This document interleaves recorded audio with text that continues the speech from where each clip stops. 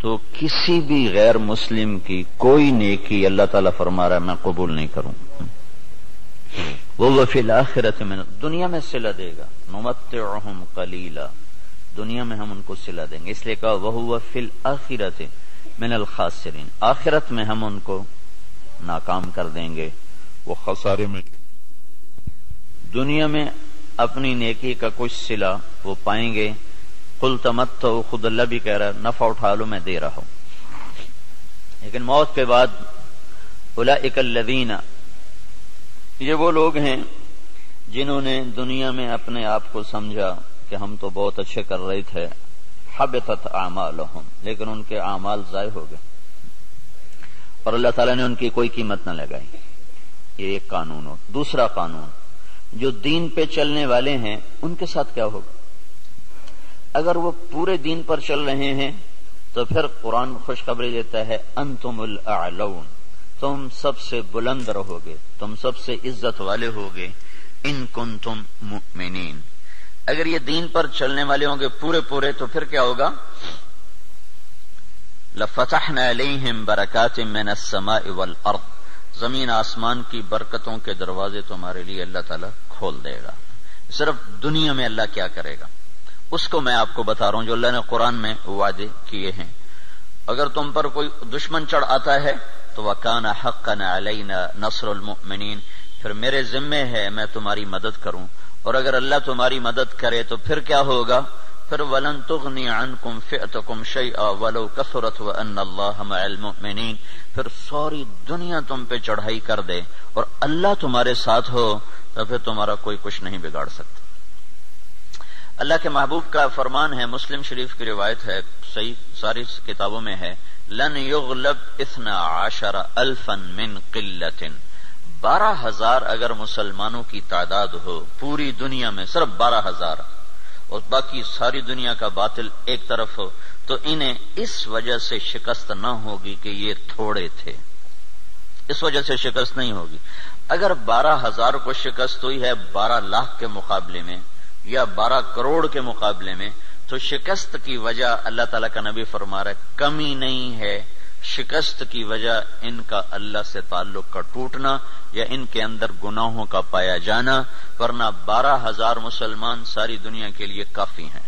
لن یغلب 12,000 من قلت، 12,000 پر کوئی غالب نہیں آ سکتا. وَأَنَّ اللَّهَ، ویسے تو ایک مسلمان ہو تو اس پہ کوئی غالب نہیں آ سکتا جب اللہ ساتھ ہو. نبی ایک ہی تو ہوتا ہے، اکیلا نبی ہوتا ہے اور سارا کفر اس کے سامنے ہوتا ہے. اور ہود علیہ السلام تو ایسی قوم کے سامنے آئے تھے جن کے قد اس پلر کو دگنا کرو تو تب جا کے ان کا قد بنتا تھا.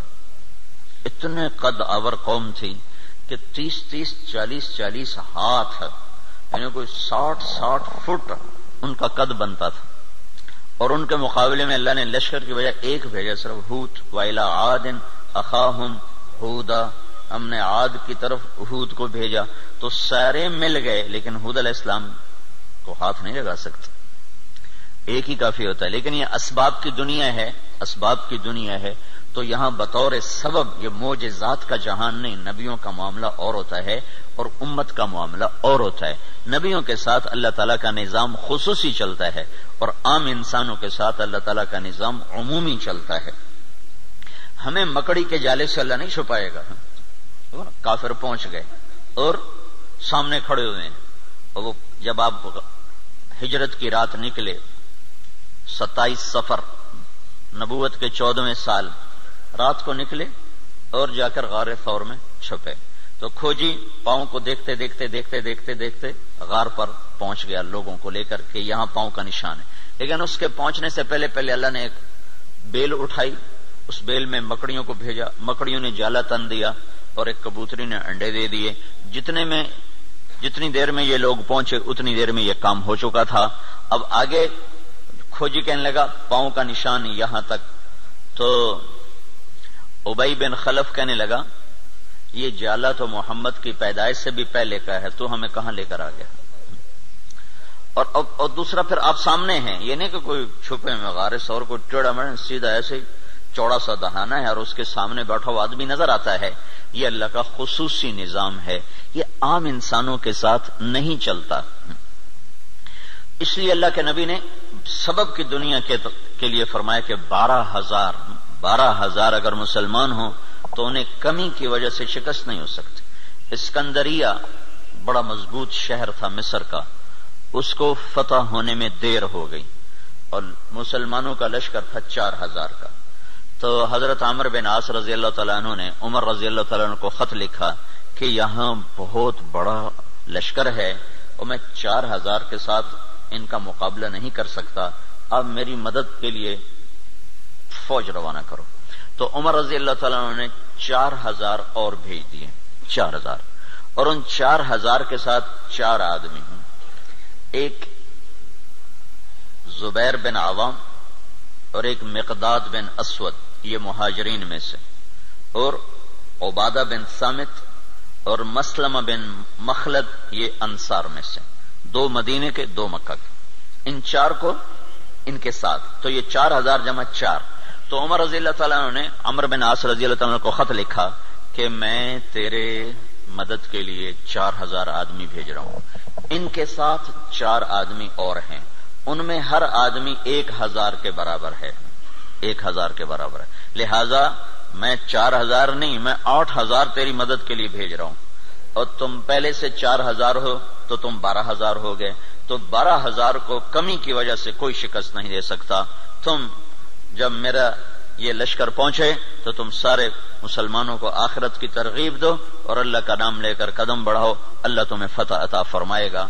دنیا یعنی جن کی فراست کا لوہا مانتی ہے کافر بھی، اور وہ اتنے بڑے شہر پہ حملہ ہو رہا ہے، اور وہ کیا تدبیر اختیار کر رہے ہیں کہ 4,000 جمع 4 آدمی بھیج کر مطمئن بیٹھے، حالانکہ وہ 40,000 بھیج سکتے تھے۔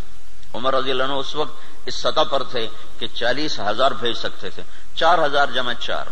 چند صحابہ ایسے ہیں جن کو 1,000 کے برابر مانا جاتا تھا کہ جہاں وہ ایک کھڑا ہے وہ 1,000 کے برابر ہے، قعقاع بن عمر تمیمی اور مقداد بن اسود اور رافع بن عمیرہ اور طلحہ بن خویلد اور عمرو بن معدی کرب اور براء بن مالک، یہ وہ لوگ ہیں جہاں ایک کھڑا ہوتا تھا تو کہا جاتا تھا 1,000 کھڑا ہوا ہے۔ تو یہ 4,000 جمع 4 وہاں پہنچے اور 8,000 کے ساتھ، او بھائی رہنے دو، کس نے کہا چھوڑ۔ تو عمرو بن عاص رضی اللہ تعالی عنہ نے لشکر کی کمان عبادہ بن صامت کے حوالے فرما دے۔ عبادہ بن صامت کیسے شاہ سوار تھے؟ وہ جنگل میں نکل کے تہجد پڑھ رہے تھے، جنگل میں، جنگ کے دنوں میں، تو مصریوں کی ایک ٹولی اوپر سے نا راؤنڈ لگاتی ہوئی آ رہی تھی، 20 گھوڑ سوار، 20 آدمی، 20۔ تو انہوں نے دیکھا کہ ایک عرب سپاہی نماز پڑھ رہا ہے، تو انہوں نے ایک دم حملہ کیا، ان کی تلوار پاس تھی، انہوں نے پیچھے پلٹ کے دیکھا 20 یہ اکیلے ہیں، اور وہ گھوڑ سوار یہ پیدل، انہوں نے تلوار اٹھائی اور 20 میں سے 16 کو قتل کیا، باقی 4 بھاگ گئے۔ جب وہ بھاگے تو پھر اللہ اکبر، پھر نماز شروع کر۔ تو ان کے سر پہ انہوں نے امارت کا امامہ باندھا، کا آج تو بسم اللہ کر۔ تو عبادہ بن صامت رضی اللہ تعالیٰ عنہ بدری صحابہ میں سے ہیں، بدری صحابہ میں سے۔ تو یہ جو 4 آدمی بھیجے تھے، چاروں جنگ بدر کے شریک تھے۔ تو 12,000 نہیں تھے، 8,000 جمع 4 تھے، اور اسکندریہ جو مصر کا سب سے بڑا شہر تھا اور طاقتور اس کی فوج تھی، اللہ نے 8,000 کے ذریعے سے اس زیر کروا دیا کہ 12,000 کو شکست ہو گئی۔ تو سمجھو کہ کمی کی وجہ سے نہیں، کوئی اور ہے۔ اب تو 1 ارب مسلمان ہیں، 1 ارب مسلمان ہیں، اور ذلت چھائی ہوئی ہے۔ اور اس سے عجب بات یہ ہے کہ دنیا کی سب سے طاقتور چیز اس وقت تیل ہے، تیل کے ساتھ پہیا گھومتا ہے، تیل کے ساتھ جہاز اڑتا ہے، بام گرانے کے لیے اسے تیل چاہیے۔ ساری دنیا کا 70% تیل اللہ نے مسلمانوں کی زمین کے نیچے رکھا ہوا ہے۔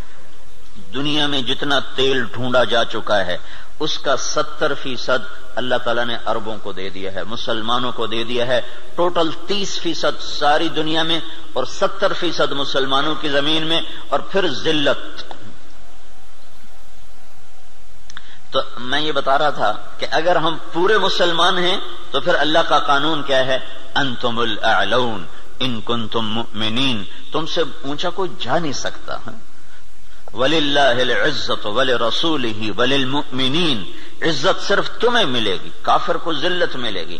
لفتحنا علیہم برکات من السماء والارض، زمین آسمان کی برکتوں کے میں دروازے کھول دوں گا، اور تمہاری زمین کا ذرہ ذرہ وہ برکت بنے گا، آسمان کا قطرہ قطرہ وہ برکت بنے گا۔ تم پہ دشمن چڑھے گا تو کان حقا علینا نصر المؤمنین، میرے ذمے ہے میں تمہاری مدد کروں، میں خود آؤں گا۔ ان تستفتحوا فقد جاءکم الفتح وان تنتهوا فهو خیر لکم وان تعودوا نعود۔ اللہ اکبر، یہ جنگ بدر کی آیات ہیں۔ اللہ تعالیٰ کہہ رہا ہے پتہ چل گیا نا تمہیں کہ اللہ کس کے ساتھ ہے، اور تم کہا کرتے تھے حق کو واضح کر، آج حق واضح ہوا کہ تم ذلیل ہوئے اور بے ہتھیار بے سر و سامان وہ کامیاب ہوئے۔ اب جاؤ اور بس کر دو تو تمہارے لیے اچھی بات ہے، اگر تم لوٹو گے تو میں لوٹوں گا۔ ان تعودوا نعود، اگر تم آؤ گے تو میں آؤں گا۔ تو اللہ کے ساتھ کون لڑے؟ جب ہرمزان، تستر ایک جگہ تھی ایران کی کا ایک صوبہ تھا تستر، وہ 1 سال کے بعد فتح ہوا تھا۔ اس پر اتنی لمبی جنگ چلی کہ 1 سال، ایک قلعہ 1 سال لے گیا تھا۔ تو اس کے سردار ہرمزان پکڑا گیا، زندہ پکڑا گیا۔ تو عمر رضی اللہ عنہ نے فرمایا کہ اسے مدینے بھیجو۔ جب وہ مدینے پہنچا تو عمر رضی اللہ عنہ نے پوچھا بھائی کیا حال ہے؟ کہنے لگا کیا پوچھتے ہو؟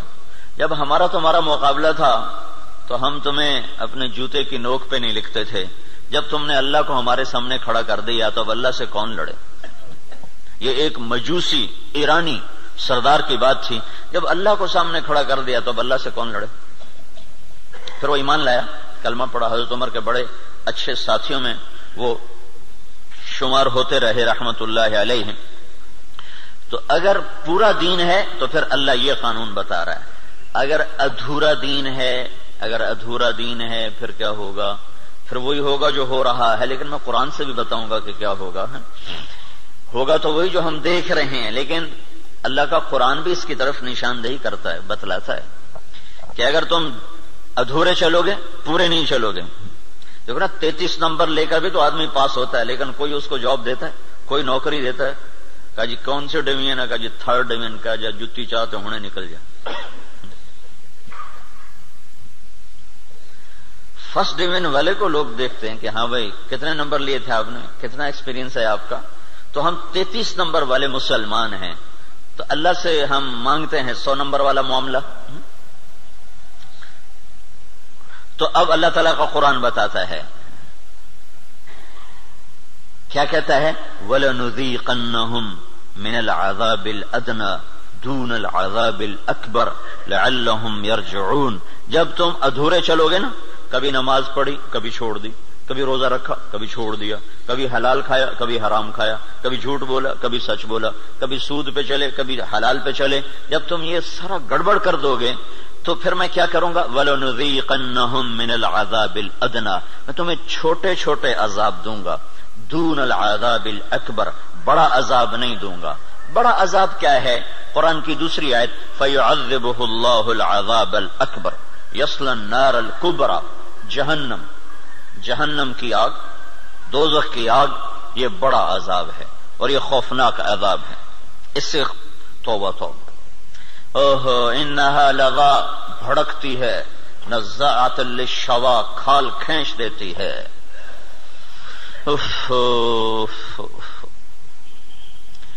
اللہ تعالیٰ کہہ رہا ہے میں چاہوں گا کہ تمہیں دوزخ میں نہ ڈالوں، یہیں صاف کروں، پھر بھی گناہ رہ گئے تو پھر جہنم میں جائے گا، پھر بھی اگر رہ گئے تو جہنم میں جائے گا۔ جب کوئی آدمی فرض نماز چھوڑ دیتا ہے اور پھر وہ توبہ نہیں کرتا، چھوڑی جاتا ہے تو اس کے نام کا ایک دروازہ جہنم میں کھول دیا جاتا ہے، اسے اس دروازے میں سے گزرنا پڑے گا چاہے ایمان پہ خاتمہ ہو۔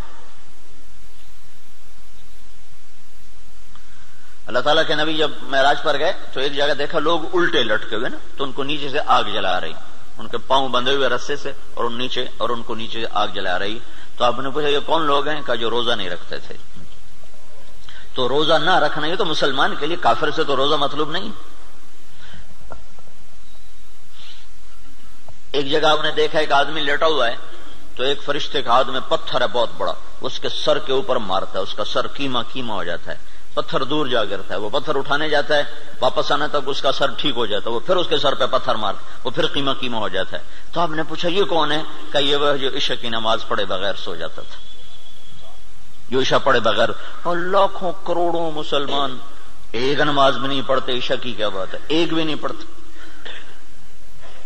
تو بڑا عذاب آگے کا ہے، بہت خوفناک ہے، بہت خوفناک ہے. آگے آپ گئے تو آپ نے دیکھا ایک آدمی کا پیٹ ہے جیسے گنبد ہوتا ہے، گنبد کی طرح بڑا پیٹ ہے. اس پیٹ کے اندر سانپ گھسے ہوئے ہیں اندر، اور اس کو اندر سے ڈس رہے ہیں. اس کی چیخ و پکار ہے. تو آپ نے کہا یہ کون ہے؟ کہا یہ سود کھانے والے. تو بڑا عذاب آگے ہے، زلزلہ، دشمن کی چڑھائی، دشمن کے ہاتھوں قتل، دریاؤں کا سوکھ جانا، بجلی کا ختم ہو جانا، محبتوں کا اٹھ جانا، برکتوں کا اٹھ جانا، آپس کی لڑائیاں، قتل و غارت، بد امنی، مہنگائی. یہ ہے وَلَنُذِيقَنَّهُم مِّنَ الْعَذَابِ الْأَدْنَىٰ، چھوٹے چھوٹے عذاب دوں گا، دون العذاب الاکبر، بڑا نہیں دوں گا. لعلہم یرجعون، شاید تم مسجدیں بھر دو اور تم توبہ کر لو اور تم اللہ کے سامنے جھک جاؤ اور تم اللہ کو منا لو اور اللہ کے نبی کے طریقوں پر آ جاؤ. تو ما یفعل اللہ بعذابکم ان شکرتم وآمنتم وکان اللہ شاکرا علیما. اللہ تعالیٰ فرماتا ہے تمہیں سزا دے کے مجھے کیا خوشی ہوتی، تمہیں سزا دے کے مجھے کیا خوشی ہوتی. تم انسان بنو، جو کہتا ہوں کرو، جس سے روکتا ہوں چھوڑو. تو میں تمہیں عذاب دے کے مجھے کوئی خوشی نہیں ہے، لیکن تم میرے مان کے چلو، میرے بن کے. آپ 5000 تنخواہ دے کر اگلے کی کھال اتار دیتے، ذرا سا گڑبڑ کر دے تو اس کی ماں بیٹی نہیں چھوڑتے. اور اللہ تعالیٰ سر سے لے کر پاؤں تک وجود دیتا ہے. ایک سیل ساری دنیا مل کے نہیں بنا سکتی. ایک سیل میں جو جہان کام کر رہا ہے، ساری دنیا عاجز ہے اس ایک سیل کا. صرف ایک سیل کا جہان سمجھنے سے دنیا کا انسان عاجز ہے. اور کئی خرب سیلز جمع ہوتے ہیں تب اللہ ایک انسان بناتا ہے. ہر سیل میں ایک کائنات ہے جس کا نظام اللہ تعالیٰ چلاتا ہے. تو اس کے بعد اس کا اتنا حق نہیں ہے کہ میری مان کے چل، میری مان. اطیع اللہ واطیع الرسول، اللہ کی مانو اور اللہ کے رسول کی مانو، اپنی مرضی پہ نہ چل. اور پھر اس میں اللہ تعالیٰ ایک ہمارے ساتھ سودا کرتا ہے کہ عبدی انت ترید وانا ارید ولا يكون الا ما ارید فان سلمت لي فيما ارید كفيتك فيما تريد وان لم تسلم لي فيما ارید اتعبتك فيما تريد ولا يكون الا ما ارید. اے میرے بندے، ایک تیرا ارادہ ہے، ایک تیرے رب کا ارادہ ہے. جو تو چاہتا ہے وہ اللہ کے ارادے کے بغیر نہیں ہو سکتا، جو اللہ چاہتا ہے وہ تمہارے بغیر کر دیتا ہے. تو ایک کام کرو، یہ اس چند روزہ زندگی میں جو میں کہوں کرتے جاؤ کرتے جاؤ کرتے جاؤ کرتے جاؤ. یہ نہ دیکھو کہ نفع کیا ہے نقصان کیا ہے، یہ دیکھو کہ اللہ کیا چاہتا ہے اور اللہ کا رسول کیا کہتا ہے. بس تم یہ کرتے جاؤ تو کیا ہوگا، کفیتک فیما ترید، جو تم چاہو گے میں کر دوں گا. وَإِن لَّمْ تُسَلِّمْ لِي فِيمَا أُرِيدُ، اگر تم نے یہ نہ کیا تو أَتْعَبْتُكَ فِيمَا تُرِيدُ وَلَا يَكُونُ إِلَّا مَا أُرِيدُ، تو پھر میں تمہیں تیری چاہتوں میں تھکا دوں گا، تجھے خوار کر دوں گا اور ہوگا وہ جو تیرا رب چاہتا ہے. تو ادھورے دین پر کیا ہوتا ہے، ادھورے دین پر ہاں اللہ تعالیٰ یوں کہتا ہے ضرب اللہ مثلا قریة كانت آمنة مطمئنة يأتيها رزقها رغدا من كل مكان فكفرت بأنعم الله فأذاقها الله لباس الجوع والخوف بما كانوا يصنعون. جب تم دین پر چلتے ہو تو اللہ کہتا ہے میں خوف دور کر دیتا ہوں، ولا يبدلنهم من بعد خوفهم امنا، میں خوف دور کرتا ہوں، امن قائم کرتا ہوں، بے برکتی دور کرتا ہوں، برکتیں لے کر آتا ہوں. اور جب تم بگڑتے ہو تو پھر میں کیا کرتا ہوں کہ میں ساری برکتیں واپس لیتا ہوں. پھر اور کیا کرتا ہوں، پھر میں خوف طاری کرتا ہوں اور بھوک طاری کرتا ہوں. فَأَذَاقَهَا اللَّهُ لِبَاسَ الْخَوْفِ وَالْجُوعِ. جب تم میری مانتے ہو تو زمین آسمان تمہاری نوکری کرتے ہیں، اور جب تم پھر ٹکراتے ہو تو پھر کیا ہوتا ہے کہ میں برکتیں واپس لیتا ہوں اور بھوک اور خوف کا لباس پہنا دیتا ہوں. دیکھو یہاں لباس کا ہے، لباس سارے جسم پر ہوتا ہے. خوف دل کی کیفیت کا نام ہے اور بھوک پیٹ کی کیفیت کا نام ہے. صرف پیٹ میں بھوک ہوتی ہے اور سارا بدن بے قرار ہوتا ہے، صرف دل میں خوف ہوتا ہے اور سارا بدن بے قرار ہوتا ہے. اور اگر جسم کے ایک ایک رونگٹے میں بھوک پڑ جائے اور ایک ایک رونگٹے میں بھوک ڈال دی جائے اور ایک ایک رونگٹے میں اللہ تعالیٰ خوف ڈال دے تو پھر اس آدمی کا کیا حال ہوگا، یا اس معاشرے کا کیا حال ہوگا جس کے روئیں روئیں میں خوف اور بھوک کو ڈال دیا جائے۔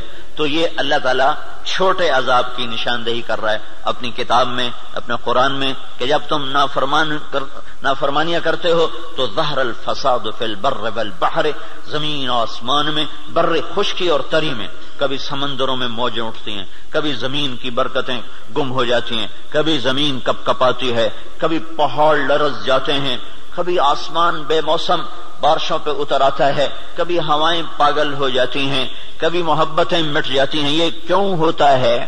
یہ کیوں ہوتا ہے؟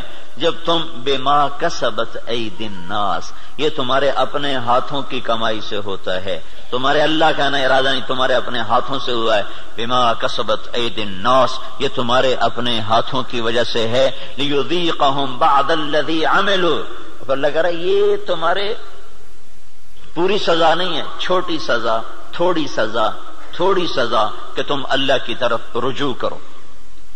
تو بھائیو، مکمل دین ہے تو اللہ کا قانون اور ہے، ادھورا دین ہے اللہ تعالیٰ کا قانون اور ہے۔ زمین آسمان اللہ کے ہیں، قانون بھی اللہ کا چلتا ہے۔ زمین آسمان اللہ کی بادشاہی ہے، حکم بھی میرے اللہ کا چلتا ہے، یہاں کوئی پر نہیں مار سکتا، دم نہیں مار سکتا۔ ایک کتاب میں نے حدیث پڑھی، اللہ تعالیٰ نے ایک نبی سے فرمایا، یاد رکھ تیرے بدن پہ جو مکھی بیٹھتی ہے نا، وہ بھی تیرے رب کی اجازت سے بیٹھتی۔ اور قرآن دیکھو، ما تسقط من ورقۃ الا يعلمها، پتے کو کہو کہ اللہ کی مرضی کے بغیر گر کے دکھا دو۔ صرف فیصلہ آباد کے درختوں کے پتے گنو تو گنے نہ جائیں، صرف پاکستان کے درختوں کے پتے گنو تو گنے نہ جائیں، تو کل کائنات میں کتنے جنگل، پھر سمندر کے جنگل جو پانی کے اندر درخت ہیں وہ زمین کے درختوں سے زیادہ ہیں۔ اللہ نے پانی کے اندر بے شمار جنگل بنایا ہوا ہے، تو آپ نے اس کی شہنشاہی دیکھو کیا کہتا ہے، ایک پتا بھی گرتا ہے تو تیرے رب کے امر کے ساتھ ہے، تیرا اللہ اسے جانتا ہے۔ جاننے کا مطلب ہے کہ اس کے امر سے گرتا ہے۔ ولا حبہ، کوئی دانہ، فی ظلمات الارض، زمین کے اندھیروں میں، ولا رطب ولا یابس، کوئی خشک و تر، الا فی کتاب میں مبین، ہر شے تیرے رب کی کتاب میں ہے۔ کتنی بڑی بادشاہی کا مالک ہو، اور ہم بے وقوف لوگ اسی سے ٹکرانا شروع کر دیں تو ہم سے بڑا دیوانہ کون ہوگا؟ جھوٹ کے بغیر کام نہیں چلتا، سبحان اللہ، یہ مسلمان کہتا ہے۔ سود کے بغیر کام نہیں چلتا، یہ مسلمان کے جب بول ہوں تو زمین آسمان کانپے نہ تو کیا کرے؟ الا لعنت اللہ علی الکاذبین، اللہ نے کہا غور سے سنو، جھوٹوں پہ اللہ کی لعنت۔ اور یہ سب تاجر کہتے ہیں جھوٹ کے بغیر کام نہیں چلتا۔ ایک تاجر نے نا، اچھا بڑا تاجر تھا، وہ 3 دن لگا داڑھی رکھ لی چھوٹی چھوٹی، مجھے بڑی خوشی ہوئی۔ کچھ دن بعد ملاقات ہوئی تو شیو کیا ہوا، میں نے کہا یہ کیا کیا؟ کہنے لگا جو سارا دن جھوٹ بولنا پڑتا تو میں نے شیو کرا دیا۔ میں نے کہا اللہ کے بندے، کوئی داڑھی کی وجہ سے جھوٹ حرام ہے؟ جھوٹ تو کلمے کی وجہ سے حرام ہے، اب تو نے 2 گناہ شروع کر دیے، داڑھی بھی منڈائی، جھوٹ بھی بولا، تو اب داڑھی منڈانے سے جھوٹ حلال ہو گیا۔ جھوٹ کا حرام ہونا داڑھی کے ساتھ نہیں ہے، جھوٹ کا حرام ہونا کلمے کے ساتھ، کہ تو کلمہ پڑھ کے جھوٹ، تو یہ کیوں کہتا ہے کہ داڑھی رکھ کے جھوٹ بولوں مجھے شرم آتی ہے؟ تو یہ کہ کلمہ پڑھ کے جھوٹ بولوں مجھے شرم آتی ہے۔ کلمہ پڑھنے کے بعد جھوٹ بولنا بے حیائی ہے نا، کہ داڑھی رکھنے کے بعد، داڑھی تو سکھوں نے بھی رکھی ہوئی۔ یہ میرے اللہ کے نبی کا امر ہے، حکم ہے، یہ اور حکم ہے، وہ اور حکم ہے۔ ایک کی وجہ سے دوسرا چھوڑ دوں، ایک کی وجہ سے دوسرا چھوڑ دوں، یہ کہاں کی نادانی ہے؟ تو اس کو بات سمجھ میں، اس نے پھر رکھ لی۔ تو اب جب تاجر کہے جھوٹ کے بغیر کام نہیں چلتا، سود کے بغیر تجارت نہیں چلتی، اور اللہ کہے لعنت اللہ علی الکاذبین، جھوٹوں پہ اللہ کی لعنت، اور اللہ تعالیٰ کہے فاذنوا بحرب من اللہ ورسولہ، یا سو چھوڑ دو یا اللہ اس کے رسول سے جنگ لڑنے کے لیے تیار ہو جاؤ۔ ہماری تو جنگ اللہ، امریکہ سے تھوڑی ہماری جنگ ہے، یا ہندوستان سے تھوڑی ہماری جنگ ہے، یا اسرائیل سے ہماری جنگ، تو ہماری تو اللہ سے جنگ ہوئی پڑی، اللہ ہمارے خلاف جنگ کر رہا ہے۔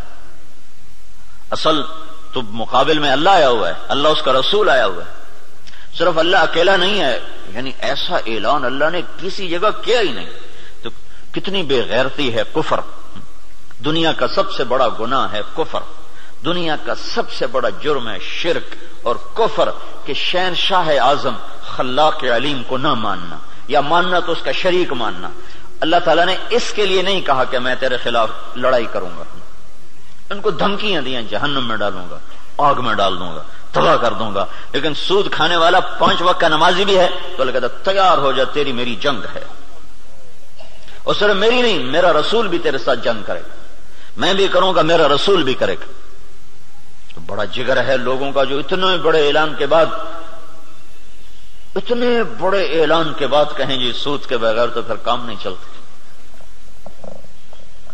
تو یہ جب دین ادھورا ہوتا ہے تو پھر کیا ہوتا ہے، یہ سارا میں آپ کو قرآن پاک سے بتا رہا ہوں.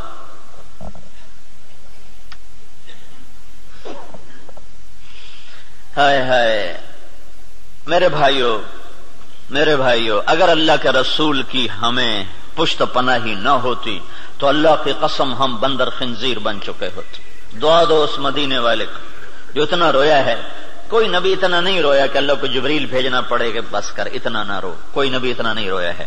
اور تمہارا نبی اتنا رویا ہے کہ ایک دفعہ نہیں سینکڑوں دفعہ جبریل آیا ہے، یا رسول اللہ کہہ رہا ہے اتنا نہ رو. اور اس کو چھوڑو، قرآن کی گواہی سنو، قرآن کی جو قیامت تک پڑھا جائے گا، قیامت تک پڑھا جائے گا. اور ہر گھر میں ہے. حدیث پاک تو انہی کے گھر میں ہوگی جس کو تھوڑا حدیث کا علم ہے، لیکن قرآن تو ہر پڑھے لکھے ان پڑھ کے گھر میں ہوتا ہے. تو میرا اللہ قرآن میں اپنے نبی سے کہتا ہے فَلَا تَذْهَبْ نَفْسُكَ عَلَيْهِمْ حَسَرَاتٍ. میرا نبی یہ انسانوں کے لیے اتنا نہ رو کہ روتے روتے تو خود ختم ہو جائے. یہ اگر ان کے آنسو نہ ہوتے اور ان کی دعائیں نہ ہوتی اور ان کا رونا دھونا نہ ہوتا تو اللہ ہم پر بھی ایسے ہی رندہ چلاتا جیسے پہلی قوموں پہ رندہ چلا کہ بندر بنا دو، خنزیر بنا دو، پتھروں سے دبا دو، پانیوں سے بہا دو، ہواؤں سے اڑا دو، کر دیتا. اللہ کی ہم سے کیا رشتہ داری، کیا تعلق. ان اللہ لغنی عن العالمین. اللہ کہ میں سب سے بے نیاز، سب سے غنی. سب سے پہلا رسول نوح علیہ الصلوۃ والسلام، اور 5 بڑے رسولوں میں ایک نوح علیہ السلام، ابراہیم علیہ السلام، موسیٰ علیہ السلام، عیسیٰ علیہ السلام، محمد صلی اللہ علیہ وسلم. 5 بڑے رسولوں میں 1,24,000 نبی اور رسول، 313 رسول. پھر 313 میں 5 سب سے اعلی نمبر، ان میں سب سے بڑے محمد الرسول اللہ صلی اللہ تعالی علیہ وسلم ہیں. تو اللہ تعالیٰ نوح علیہ السلام سے اللہ نے کہہ دیا انی اعظک ان تکون من الجاہلین. اللہ اکبر، اللہ اکبر. نوح دوبارہ سفارش کی تو نبوت جا سکتی ہے. اللہ اکبر. حالانکہ اللہ نے لینی نہیں تھی، لیکن اللہ نے اپنی بے نیازی دکھائی ہے کہ میں نے تمہیں کہا تھا کافر کے لیے دعا نہ کرنا، کافر کے لیے دعا نہ کرنا. اور یہ کافر ہے. انہ لیس من اہلک انہ عمل غیر صالح فلا تسألنی ما لیس لک بہ علم انی اعظک ان تکون من الجاہلین. اس لیے تو نوح علیہ السلام قیامت کے دن کہیں کہ میں نہیں آج سفارش کر سکتا، میں نے اپنے بچے کے لیے دعا مانگی تھی. اور نوح علیہ السلام کو پتہ نہیں تھا کہ یہ کافر ہے. اگر پتہ ہوتا تو کبھی نہ مانگتے. اس لیے انہوں نے کہا لا تکن من الکافرین. اگر پتہ ہوتا تو کہتے لا تکن من الکافرین. انہیں پتہ نہیں تھا، وہ منافق تھا. کہا لا تکن مع الکافرین. مع اور من، مع کا مطلب تھا کہ تو مسلمان ہے، تو کافروں کے ساتھ کیوں جا رہا ہے. ان کو معلوم نہیں تو اس نے اپنا کفر چھپائے رکھا. اگر معلوم ہوتا تو پھر کہتے لا تکن من الکافرین، کافروں میں سے مت ہو. کہا نوح دوبارہ بات نہیں کرنی ہے، دوبارہ نہیں بات کرنی ہے. تو اللہ تو اتنا بے نیاز ہے، تو ہماری کیا حیثیت. یہ تو اس سے محمد مصطفیٰ سے اللہ نے پیار ہی ایسا کیا ہے کہ اس کے طفیل ہم بھی نبھ گئے، اور ہماری بھی لاٹری نکل آئی کہ اللہ نے ہمیں حضرت محمد صلی اللہ تعالی علیہ وسلم کا امتی بنا دیا، اور ان کی دعائیں بیچ میں حائل ہو گئیں.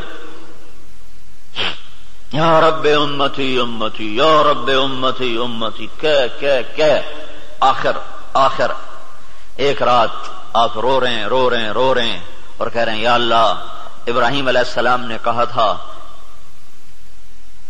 فَإِنَّهُ مِنِّي ومن عصانی فإنک غفور الرحیم. یا اللہ جو یہ آپ نے بات دہرائی قرآن کی آیت، پھر کہا یا اللہ عیسیٰ علیہ السلام نے تجھ سے کہا تھا ان تعذبہم فإنہم عبادک وإن تغفر لہم فإنک انت العزیز الحکیم. اے میرے رب تو انہیں معاف کر دے، تو مہربان ہے، تو انہیں پکڑ لے تو رب ہے، عذاب دینا تجھے حق ہے، معاف کرنا بھی تیری رحمت ہے، تیری مرضی ہے. دونوں نبیوں نے کہا تیری مرضی. یا اللہ یا اللہ، نہ میں ابراہیم کی کہتا ہوں نہ میں عیسیٰ کی کہتا ہوں، میں تو اپنی کہتا ہوں یا رب امتی امتی یا رب امتی امتی یا رب امتی. تیار کردہ مواعظ اسلامیہ کیسٹ سینٹر بیرون تبلیغی مرکز ابدالی روڈ ملتان 24 گھنٹے رابطے کے لیے 0301 74 60 371 پر رابطہ کریں. ابراہیم کی کہتا ہوں نہ میں عیسیٰ کی کہتا ہوں، میں تو اپنی کہتا ہوں یا رب امتی امتی یا رب امتی امتی یا رب امتی امتی. یا اللہ میری امت کو معاف کر دے، یا اللہ میری امت کو معاف کر دے، یا اللہ نہیں کرنا پھر بھی کر دے. اور اتنا روئے کہ پھر جبریل کو آنا پڑا کہ یا رسول اللہ، اللہ تعالیٰ پوچھ رہے ہیں آپ کیوں رو رہے ہیں؟ کہا جبریل مجھے میری امت رلا رہی. تو پھر اللہ تعالیٰ نے پیغام بھیجا سنردیک فی امتک، میں تجھے تیری امت کے بارے میں خوش کر دوں گا. یہ دعائیں بیچ میں حائل ہیں، ورنہ اللہ کو کیا پرواہ ہے.